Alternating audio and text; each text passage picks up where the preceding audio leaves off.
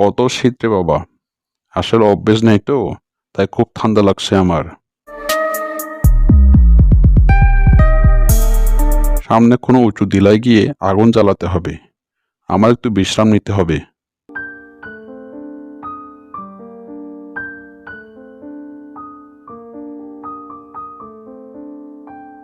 আহা, কি সুন্দর বরফের দেশটা। শোনো, এখানে তো অনেক শীত, তাই এই শীত অঞ্চলে কিছু ডাইনোসর আসে, তাদেরকে আমরা কবজা করব, বুঝলি? এই শীতের অঞ্চলে ডাইনোসর ধরে কি হবে? আর এই ডাইনোসরদের ধরে পোষ বানাতে পারলে আমরা তাদেরকে বাহন হিসেবে ব্যবহার করতে পারবো, বুঝলি? এই ধর ধর ধর, একে ধর, ধরতেই হবে, কিন্তু কোন রকম আঘাত করা যাবে না।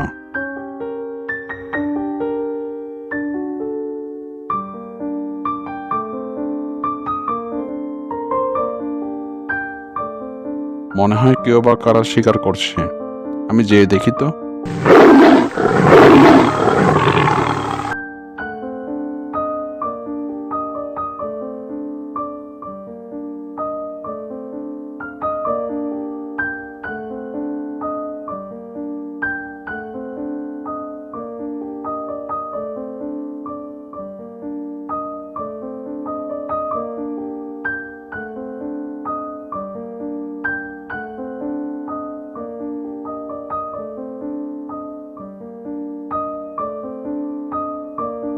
এই সরে যা আমাদের সামনে থেকে, আমরা ওই ডাইনোসরকে ধরতে চাই। বললেই হবে? আমি সরবও না, ধরতেও দেব না। ওরে কত বড় সাহস রে! চল তো, ওকে একটু উত্তম মাধ্যম দিয়ে ধরাই দিয়ে আসি।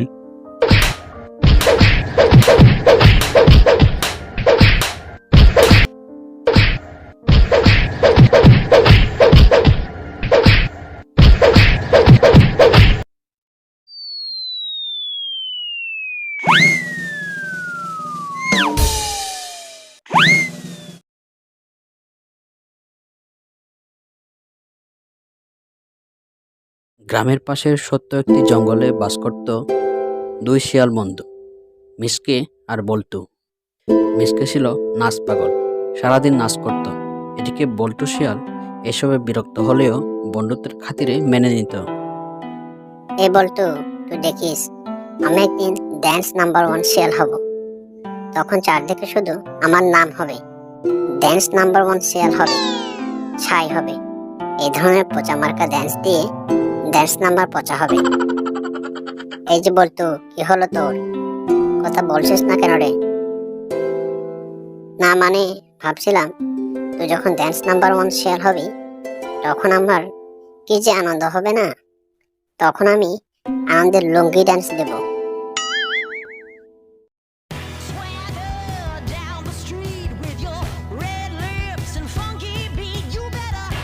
এখন তো বাড়িতে নাচলাম, যা একটু জঙ্গলের মধ্যে গিয়ে নাচি।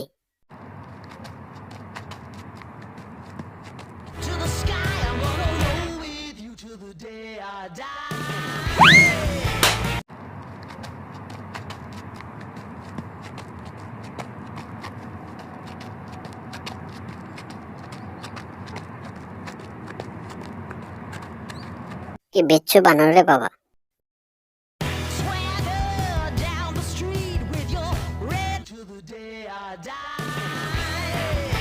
কি হলো? এই অসময়ে আবার ভূমিকম্প শুরু হলো নাকি? যাই তো, বাইরে গিয়ে দেখি। ওরে বাবা রে বাবা, কে মারলো? দেখি তো পিছন ফিরে। ওরে বাবা, এটা বাঘ মামা। সময় থাকতে পালাই, না হলে আর রক্ষে থাকবে না। চোখের পর বাগে পায়, তারপর মজা দেখাবো, আমার কাঁচা ঘুম ভাঙানো।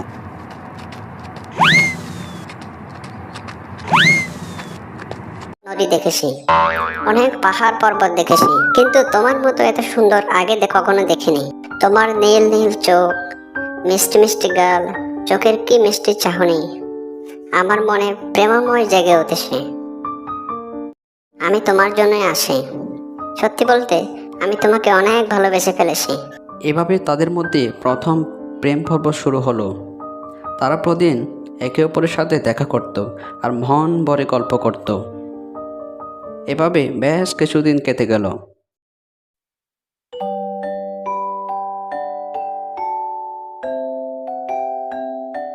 একদিন রাতে শিয়ালের কিছুতেই ঘুম আসছিল না। শিয়ালিনীর সাথে কথা বলার জন্য সে ছটফট করছিল। কি করবে সে কিছুতেই ভেবে পাচ্ছিল না। এভাবে অর্ধেক রাত অতিবাহিত হয়ে গেল। হঠাৎ তার মাথায় একটা বুদ্ধি এলো। আচ্ছা, একটা মোবাইল নিলে কেমন হয়? তাহলে তো আমার জানের সাথে প্রতিদিন কথা বলতে পারবো। আমি কালকেই মামার কাছ থেকে একটা মোবাইল নিয়ে আসবো। আমার তো অনেক মোবাইল আছে, মামা নিশ্চয়ই আমাকে একটা মোবাইল দেবে। ভোর হতে শিয়াল চলে যায় বাঘ মামার কাছে। বাঘ মামা, ও বাঘ মামা, তুমি বাড়িতে আসো নাকি? আরে কি হলো? বোর হতে না হতে গাদার মতো ডাকছিস কেন? আরে মামা, গাধা নয় গো, আমি তোমার ভাগ্নে শিয়াল। ও তুই তো এত বোর বেলা চেঁচাচ্ছিস কেন? আরে মামা, চাচাচ্ছি কি এমনি, তোমার ভাগ্নে খুব খুশিতে আছে। এত খুশি হওয়ার কারণ কি? প্রেমে প্রেমে পড়লি নাকি? ও মামা, মামা তুমি ঠিকই ধরেছ। ও তাই? তাই এত ভোরবেলায় আমাকে কি করতে হবে? মামা বেশি কিছু না গো, শুধু একটু সাহায্য করতে হবে। কি সাহায্য করতে হবে? বেশি কিছু না মামা, তোমার তো অনেক মোবাইল আছে, তাই এই গরিব ভাগ্নেকে একটা দাও না গো। কেন? মোবাইল দিয়ে কি করবি? ও মামা, একটু বোঝার চেষ্টা করো। ও, সারা রাত ধরে কথা বলার জন্য?